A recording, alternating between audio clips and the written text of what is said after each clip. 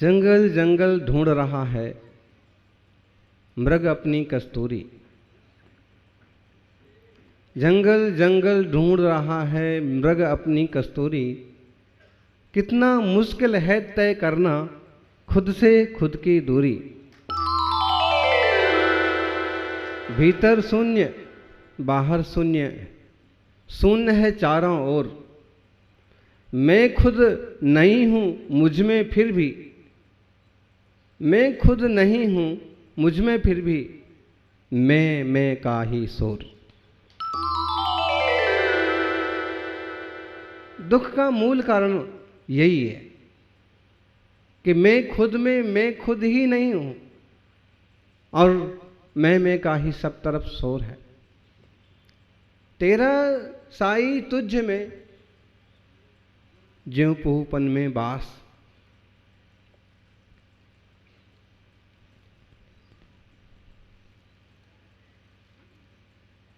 जैसे पुष्प में सुगंध है, दूध में घी है, चकमक में आग है।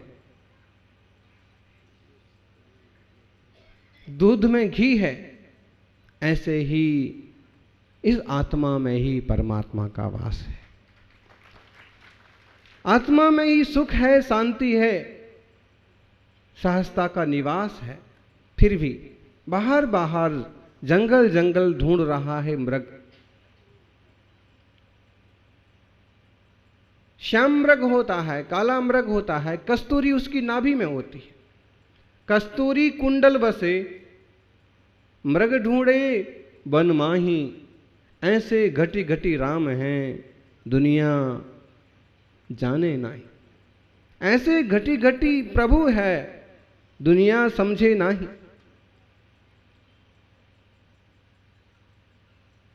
अपनी नाभि की तरफ ध्यान देवे तो मृग को जंगल जंगल भटकने की जरूरत नहीं है, लेकिन नाभि पर ध्यान नहीं है। ध्यान है कि सुगंध है और कहां से आ रही है। दौड़ो। लोगों की दौड़ भी इसलिए चल रही है कि सुख है और कहीं तो मिलेगा। दौड़ो। मुंबई की सड़कों पर इतना ट्रैफिक और इतने वाहन और इतनी स्पीड हमने मुंबई प्रवास में देखा। सैकड़ों गाड़ियां इधर से इधर दौड़ती हैं, इधर से उधर दौड़ती हैं। हम सोचते हैं कि चलो आज इतनी सारी गाड़ी इधर से इधर दौड़ी हैं, शायद कल नहीं दौड़ेंगी। कल भी वही हाल होता है।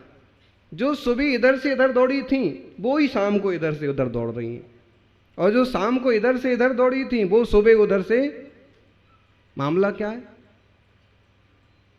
इधर से दौड़ने वाली गाड़ियां इधर ही नहीं रह सकती हैं तो वो वहां जाके बस जाएं, और उधर से दौड़ने वाली गाड़ियां इधर ही नहीं रह सकती तो इधर आके बस जाएं। लेकिन कहीं भी बस जाए आदमी, उसकी दौड़ने की आदत छूटने वाली नहीं है। क्यों? क्योंकि उसकी एक चाह है। ये दौड़ इसलिए है कि कुछ मिलेगा, खोज के लिए है। और खोज इसलिए है क्योंकि उसमें चाहत है, और चाहत है सुख की, आनंद की, आत्मानुभूति की, इसलिए वो दौड़ता है।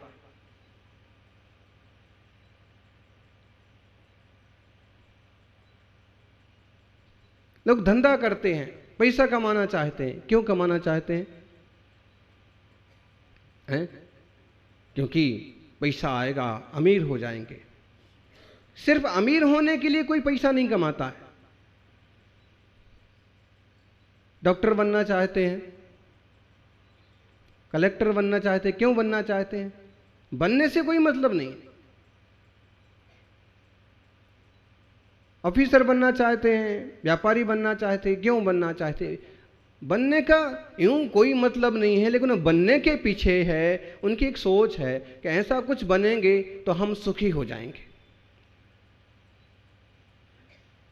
और जिनमें जितनी तृप्ति और शांतता होती है वो उतने सुखी भी हो जाते। क्या? जितना संतोष होता है वे उतने सुखी भी हो जाते हैं। वरना कितनी भी ऊंची पोस्ट पर पहुंचने के बाद भी कोई सुखी हो इसकी गारंटी नहीं है। कितना धन कमाने के बाद कोई सुखी हो जाए इसकी गारंटी नहीं है। धन कमाने से कोई सुखी हो ना हो, गाड़ी लाने से कोई सुखी हो ना हो, लाड़ी लाने से कोई सुखी हो ना हो, बाड़ी बनाने से कोई सुखी हो ना हो, लेकिन धर्म की शरण में आने से सुखी होने की गारंटी है। समझना, मेरे धर्म शब्द का अर्थ आप लोग ऐसे नहीं करना जैसे आजकल हो रहा है और आम लोग करते हैं। कोई लंबा छापा लगा लिया, कोई कपड़े बदल लिए और कहने लगे कि हम धर्मात्मा। नहीं, धर्म का मतलब है धारयतीति धर्म या ध्रियते धर्म, जो धारण किया जाए अथवा जो जीव को सुख में रख दे वो धर्म। और धर्म का मूल मतलब है आत्म शांति, आत्म निर्मलता, सहजता, और जिसे कहें ना दया धर्म का मूल है। और दूसरा मानस में से परहित सरिस धर्म नहीं भाई, पर पीड़ा सम नहीं अधमाई। अगर हम व्यवहारिक स्तर पर भी बात करें तो परोपकार के जैसा कोई धर्म नहीं है, दूसरे को दुख देने जैसा कोई पाप नहीं है। ये व्यवहारिक स्तर की बहुत अच्छी परिभाषा हो गई, लेकिन हम आध्यात्मिक पारमार्थिक स्तर पर विचार करें तो ये परिभाषा भी पीछे रह जाती है। फिर यही कहा जाता है कि सहज शांत आत्म स्वभाव की दृष्टि करो, परमात्मा को अपने भीतर खोजो, शांत सहज रहो, यही सबसे बड़ा धर्म है।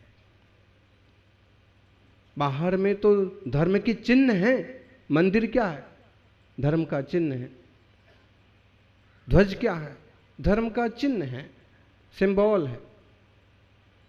भगवान की मूर्ति क्या है? धर्म का चिन्ह है, लेकिन वो धर्म नहीं है। धर्म क्या है? उससे जो हमें उपलब्धि हुई, उससे जो निर्मलता आई, उससे जो शांति बढ़ी, उससे जो सहानुभूति बढ़ी, वो है धर्म। अहिंसा परमो धर्मा, महावीर स्वामी ने कहा था 2600 साल पहले, अहिंसा परम धर्म है। महान भारत में भी यही सूत्र एक आया, अहिंसा परमो धर्मा। और अहिंसा का मतलब केवल बाहर के जीवों की रक्षा नहीं, वो तो करना ही चाहिए, किसी को कष्ट ना हो इस तरह की पूरी सावधानी मानव समाज में होना चाहिए। लेकिन मूल अहिंसा परमो धर्मा का मतलब है खुद का भी खुद के विकारों से घात ना हो। क्या? अपने ही गुस्से से, अपने ही मान से, अपने ही मायाचारी, अपने ही लोभ से, अपनी ईर्ष्या से अपना खुद का भी घात ना हो, ये परम अहिंसा। आप देख रहे दिगंबर मुनि बैठे हैं, बहुत साधन नहीं है और इस साधनों के पीछे दौड़ते भी नहीं हैं, फिर भी सामान्य लोगों से बहुत ज्यादा सुखी हैं, आनंदित हैं।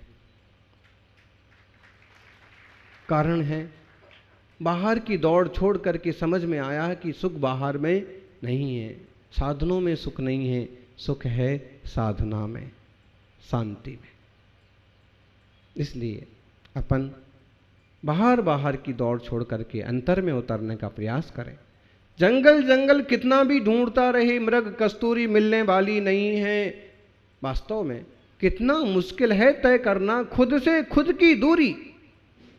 जंगल जंगल ढूंढ रहा है। आप लोगों को बार बार वो सीरियल याद आता होगा, जंगल जंगल बात चली है, तो पता चला है।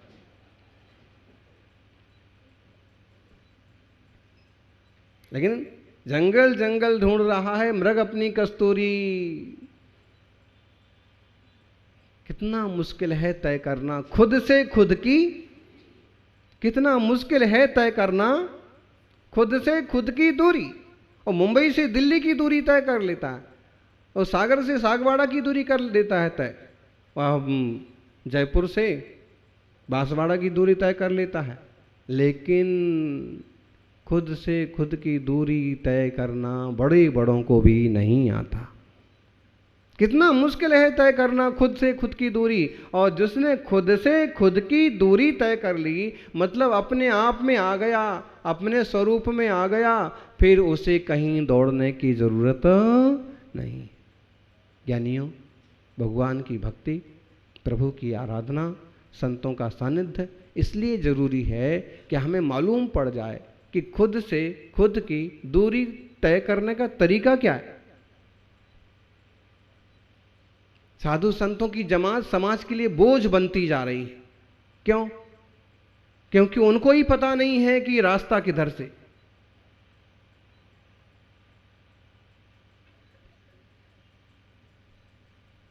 और इसलिए लोगों को भी ऐसे लगता है कि साधुओं के दर्शन दुर्लभ हो गए। वास्तव में संत वही है, कौन? जिसकी शांति का ना हो अंत, वही है सच्चा संत। शांति का अंत नहीं है उसका। क्यों? उसने पा लिया जो कुछ पाना था, अपने भीतर प्रभु को पा लिया। अब बाहर बाहर की दौड़ और विषय वासना की दौड़ उसकी खत्म हो गई। इन नग्न दिगंबर मुनियों को देख करके बहुत बार अटपटा भी लगता होगा कुछ लोगों को, लेकिन ये इनकी सहज मुद्रा है। इनको कुछ सूझता नहीं है। कोई विकार सूझे तो वस्त्र पहना जाए, कोई लोभ सूझे तो कुछ चीजें इकट्ठी की जाएं, किसी के भय सूझे, डर लगे तो कोई हथियार साथ में रखा जाए। कुछ नहीं जैसे रहा, भीतर से इतने साफ हो गए कि बाहर से कुछ भी लपेटने की जरूरत समझ में नहीं आती। और सच कहें तो यहां तक पहुंचने के लिए इतना प्योर तो होना बहुत जरूरी है कि किसी चीज की गरज महसूस ना हो। एक छोड़ करके गरज महसूस की जाती है और एक वस्तुएं छूट जाती हैं कि गरज महसूस ही नहीं होती। ऐसा प्योरिटी का वे, पवित्रता का मार्ग है ये, वे ऑफ प्योरिटी, पवित्रता का, शुद्धता का रास्ता। भीतर शून्य है, बाहर शून्य है। देख लो तो भीतर भी तुम्हारे पास क्या है और बाहर भी तुम्हारे पास क्या है। शून्य है चारों ओर। और मैं खुद नहीं हूं मुझ में फिर भी मैं का ही शोर। बाहर बाहर की खोज से समस्याएं खड़ी हैं। अगर हम भीतर खोजें तो संपत्ति हमें मिल जाए। वो कहानी आपने बहुत ध्यान से सुनी होगी और हो सकता है कि 2-4 बार पढ़ी होगी। एक सेठ यात्रा कर रहे हैं रेल में और सेठ जी के पास रुपए तो होते हैं, होते कि नहीं होते? कवि जी कर्मठ जो होते हैं वो कमाई करते हैं और कई बार भाग्य भरोसे भी उपलब्धियां हो जाती हैं। सेठ जी के पास रुपए तो होते हैं। एक चोर को मालूम पड़ गया कि सिर्फ रुपए नहीं है इनके पास एक बेशकीमती हीरा भी है और किसी भी हाल में मुझे वह हीरा हासिल करना है। सागवाड़ा से मुंबई पहुंचने के पहले किसी भी हालत में हीरे पर हाथ साफ करना है। लेकिन सेठ भी सागवाड़ा का था।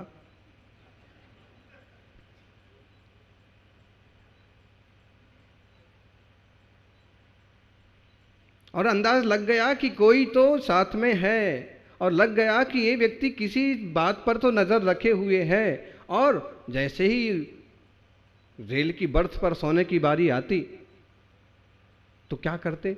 चोर क्या करता? सेठ जी के पहले ही सो जाता, क्योंकि उसे बाद में अपना धंधा चालू करना है। लोगों की दुकान दिन में खुलती हैं, चोरों की दुकान है। लेकिन आजकल चोरों ने दिन में भी दुकानें खोलना चालू कर दिया। बैंक का बैंक उड़ा देते हैं और घोटाले भी आदर्श घोटाले। गजब के लोग हैं। मुंबई में भी एक आदर्श घोटाला हुआ था, फिर एक आदर्श सोसाइटी घोटाला हुआ और हमारा देश कितना हर चीज आदर्श से ही करता। कैसे लोग हैं, कैसे लोग हैं, सोचते नहीं हैं क्या कर रहे हैं। क्या ऐसा चोरी का माल पच जाएगा? और तुम गरीबों का हक मारते हो, स्कूली बच्चों का हक मारते हो, आदिवासी वर्ग का हक मारते हो तुम। अभी एक समाचार सुना कि जो मुफ्त में बांटी जाने वाली दवाइयाँ हैं, और वो सारी दवाइयाँ यूँ प्लास्टिक के बोरे में भरी और उसकी डेट खत्म नहीं होने के पहले कचरे के ढेर पे फेंक दी। किसी व्यक्ति की नज़र गई, पुलिस को सूचना दी, पुलिस ने चेक किया कि सारी दवाइयाँ अच्छी हैं। जिस डॉक्टर से या जिस हॉस्पिटल ने फेंकी थी उनसे संपर्क किया कि मुफ्त में बांटने वाली दवाइयाँ, कितनी दुष्टता है। अरे भाई, कहीं अगर किसी पोस्ट पर पहुंच गए हो, कोई विद्या हासिल हो गई है, तो उसका परोपकार के लिए तो कम से कम उपयोग कर लो। हैं? ऐसे भी डॉक्टर हैं कि 10-20 रुपए में आदमी को पूरी तरह से स्वस्थ कर देते। जिस बुखार के लिए किसी बड़े हॉस्पिटल पहुंच जाए तो उसके 1500 ठुक जाएं, वही यहीं पर चलो 150 रुपए में खुश। ऐसे भी डॉक्टर हैं कि तेरी जेब में नहीं है, कोई बात नहीं, दवा ले जा, जब हो जाए दे देना, ना हो जाए तो टेंशन मत करना। और ऐसे भी डॉक्टर हैं कि बीमारी ना हो तो भी बीमारी बता करके वो जबरदस्ती। हाँ, ऐसे डॉक्टर, एक डॉक्टर हमारे पास आए, बोले महाराज आशीर्वाद दो। मैंने कहा कि डॉक्टर को क्या बात का आशीर्वाद है? बोले महाराज आशीर्वाद दो, दुकान कम चल रही है। हमने कहा जय हो तुम्हारी, हैं? तुम डॉक्टर हो कि यमराज हो? अरे दुकान कम चल रही है तो धन्यवाद दो भगवान को कि लोग बीमार नहीं पड़ रहे हैं, अच्छी बात।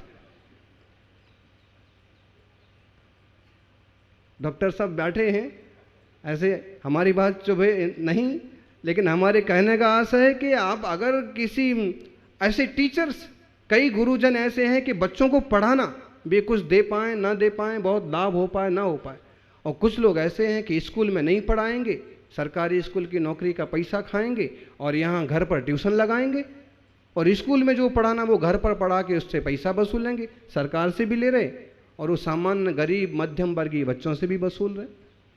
ये तो एक तरह का अन्याय। मतलब हम मानव बने तो हमारा कुछ अच्छा यूज होना चाहिए। धर्म का मतलब भगवान के सामने जाके हाथ जोड़ लेना अच्छा है, हमारे देश की परिपाटी है, लेकिन सिर्फ इतना नहीं है कि हम वहाँ गए और जय जय कर लिया, और जब हमारी जिम्मेदारी की, हमारे वर्क की, हमारे उपकार की बात आई तो हम ढुलमुल हो गए।